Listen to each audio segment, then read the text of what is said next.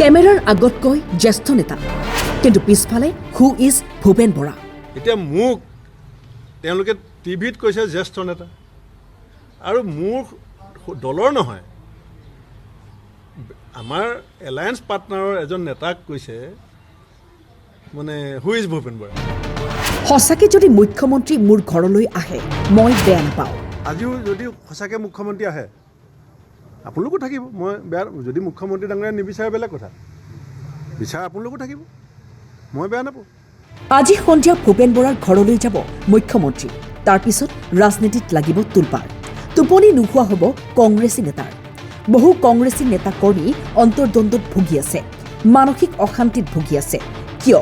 কি ক'লে প্ৰদেশ কংগ্ৰেছৰ প্ৰাক্তন সভাপতি ভূপেন বৰাই? কাৰ আঙুলিত চলে APCC? আৰ কোম্পানী কাৰ? শুনক আজি ভূপেন বৰাই সমগ্ৰ বিষয় সন্দৰ্ভত কৰা এই মন্তব্য। এগৰাকী অসমৰ জ্যেষ্ঠ সাংবাদিকে কালি মোক লগ ধৰি কৈছিলে যে মুখ্যমন্ত্ৰী ডাঙৰীয়াই আপোনাৰ ঘৰলৈ সন্ধ্যা আহিব।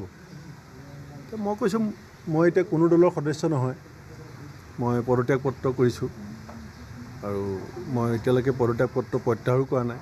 গতিকে সকলো বহু দল ইতিমধ্যে আহিছে, গতিকে ৰাজ্যখনৰ মুখ্যমন্ত্ৰীগৰাকী যদি আহে তাত মোৰ ক'বলগীয়া একো নাই। মাত্ৰ আমাৰ কংগ্ৰেছৰ মোৰ নেতা এজন ডাঙৰ নেতা, মই ভাল পাওঁ, সন্মান কৰোঁ, তেখেতে মোক এটা মেছেজ দিছিলে এই অলপ দিনৰ আগতে। মই মেছেজটো দেখাই দিয়াটো উচিত নহ'ব, কিন্তু মই তেখেতক এটা ৰিপ্লাই দিছোঁ এজন মানুহৰ নাম লিখি পেলাই, যে you can love him, you can hate him, but you can't ignore him. APCC is now APCC R.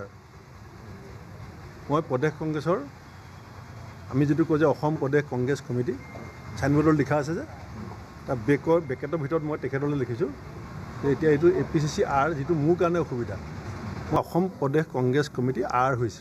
আৰৰ উৎপাতত থাকিব নোৱাৰা, মই নোৱাৰোঁ। আৰৰ উৎপাতত থাকিব নোৱাৰিছে কংগ্ৰেছ। চবেই দেখিব এতিয়া লাহে লাহে, চবেই এইটো, মই অকণমান দুঃসাহস আছে, সেইকাৰণে মই কথাবিলাক মোৰ সতীৰ্থসকলক সজাগ কৰি দিছোঁ।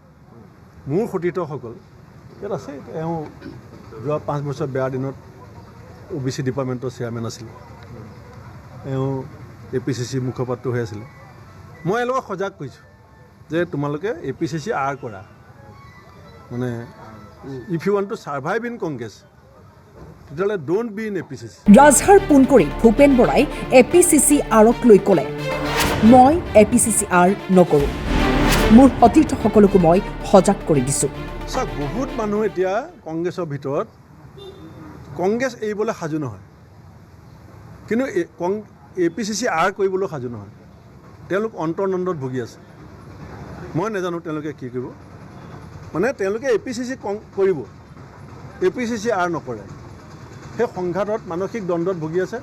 সেই দ্বন্দ্বৰ প্ৰথম বহিঃপ্ৰকাশ মোৰ জৰিয়তে ঘটিছে। এতিয়া কোনে APCC থাকিব, কোনে APCC আৰত থাকিব, সেইটো লাহে লাহে সিদ্ধান্ত। মই এতিয়া পালতৰা নাওৰ দৰে আছোঁ, মোৰ হাতত কোনো বঠা নাই, কিন্তু মই নিৰ্বাচন খেলিম। ৰাইজে যি সিদ্ধান্ত লয় মই মানি ল'ম। মই কি কৰা নাছিলোঁ কংগ্ৰেছৰ কাৰণে?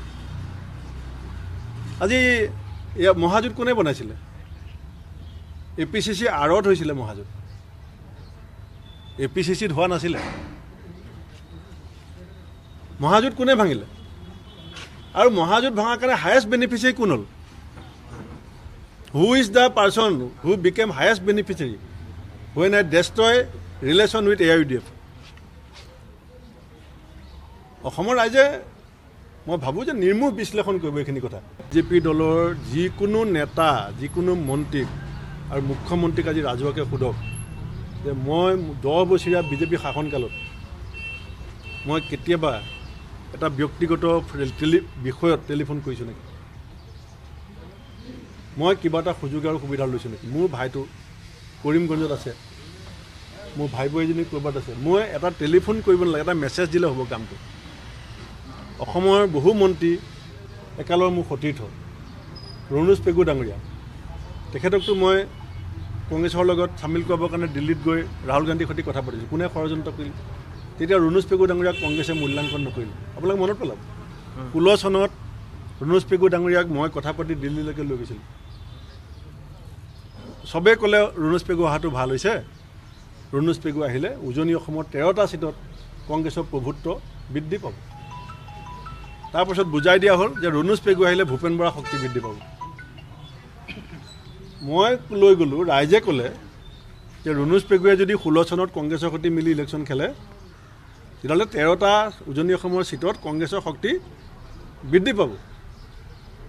আৰু বুজাই দিয়া হ'ল সেইসকলে যে ভূপেন বৰা শক্তি বৃদ্ধি পাব।